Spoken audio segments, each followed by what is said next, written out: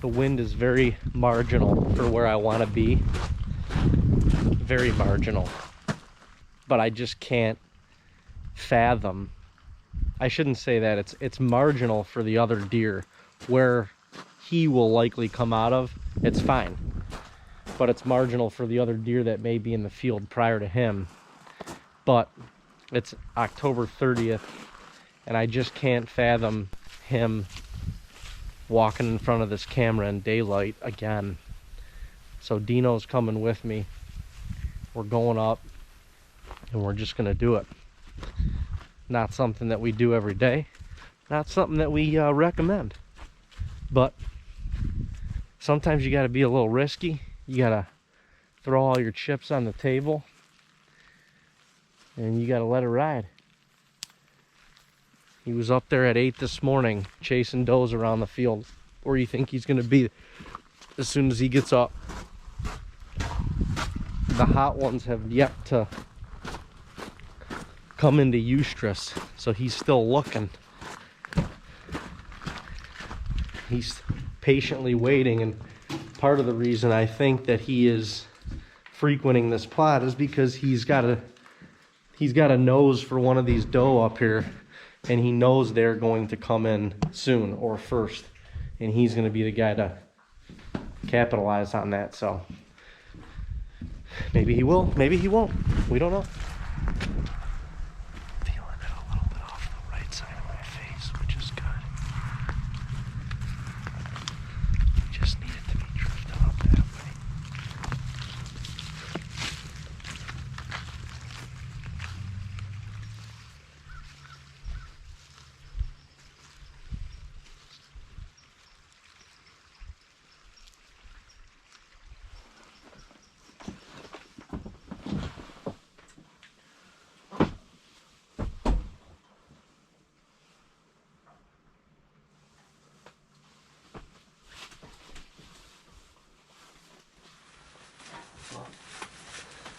We're Ponderosa pound. Well, we're Ponderosa here. Pound out for the Ponderosa. Another wet and soupy one here in western New York. But it really has not, it doesn't seem like it's affected the movement very much, honestly. I mean, really, it seems like the deer have been moving better in like the inclement weather than they have in the weather where you think everything's perfect and they should be running around like crazy.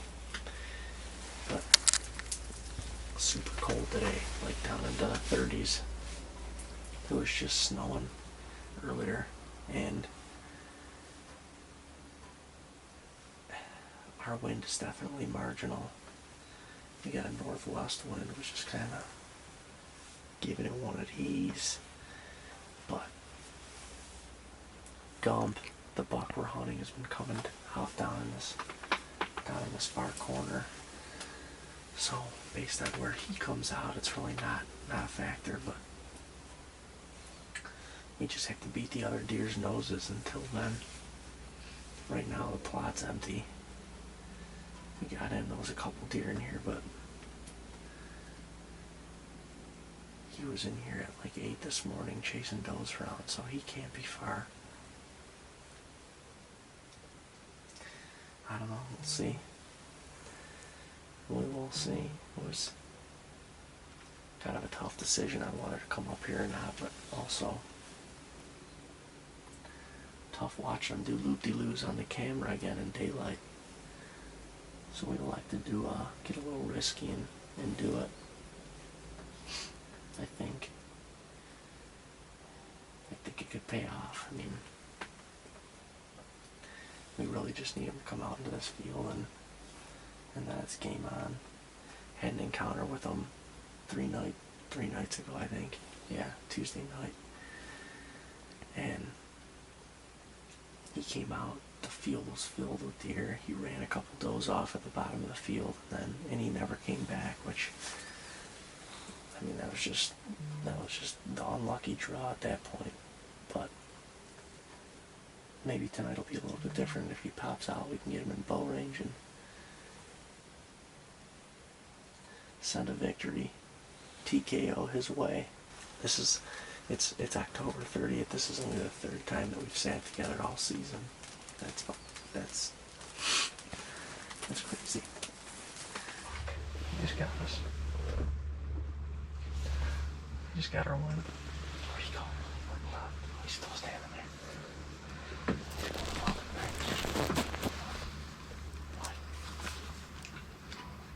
Dude, he's looking for the doll, man. Yeah, I know.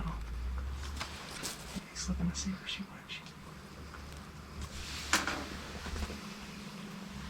He got our wind.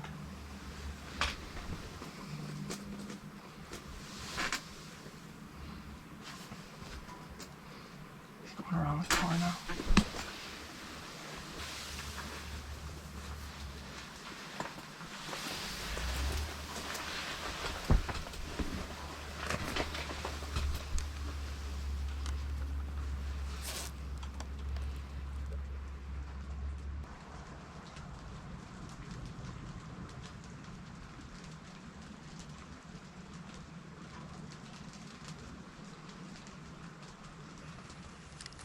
We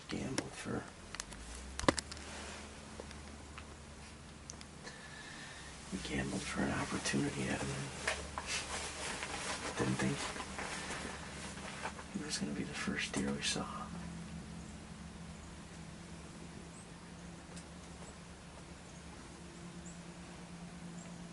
I mean, he's been consistently coming out of this bottom, and obviously it's a deer. There's no rules for them. But he was bumping a doe through this corn. I can't believe he made it as close as he did. Dean saw the doe probably 50 yards on the other side of the corn go down into the wood line. And he was on this side of the standing corn that Dean left off. When Dean first saw him, he was 30 yards. And he hit our wind, and like it startled him. He never identified or picked out where it was.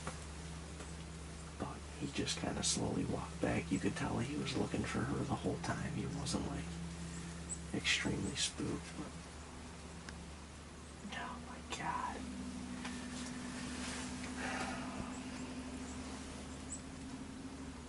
I don't know. It's early. It's like Oh yeah.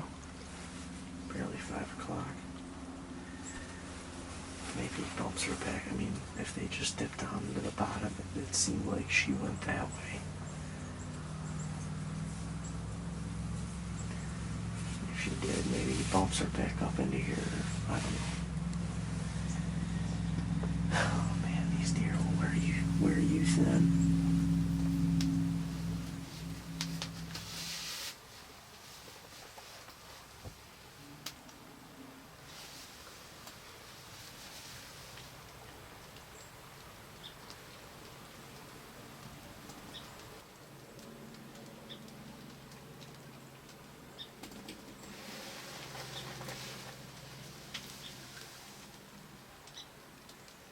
Minutes after he caught us, we could feel him pulling right in our face. It's just like the timing of things is pretty incredible. But that's why I ain't shafting. The hard part, I don't regret making the call to come in here. I was confident coming in. It's just, I mean, not that I would have never thought that he would have come from that way, but based on his last week's worth of,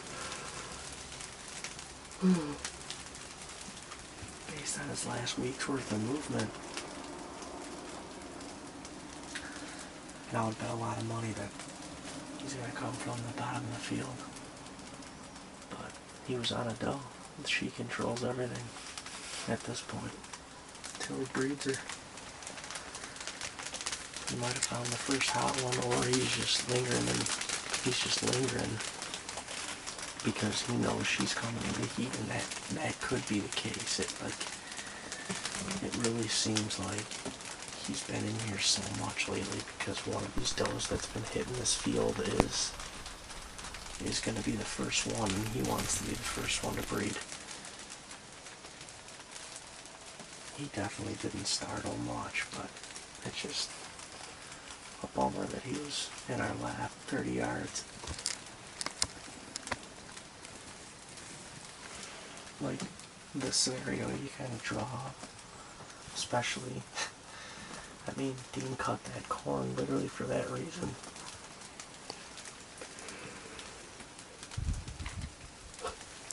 It worked. Bring him down the chute, put him in the bow range.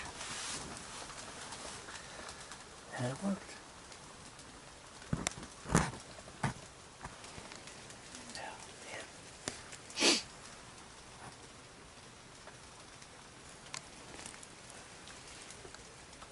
I don't know, I don't even know what to think.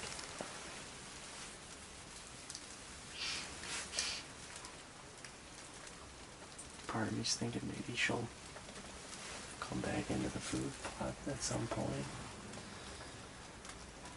I don't know.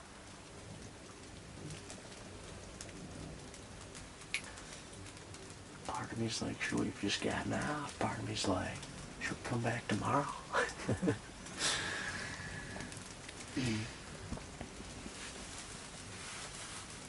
That's the game.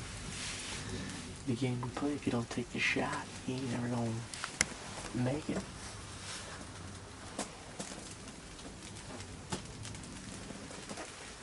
First year we see that. That's insane.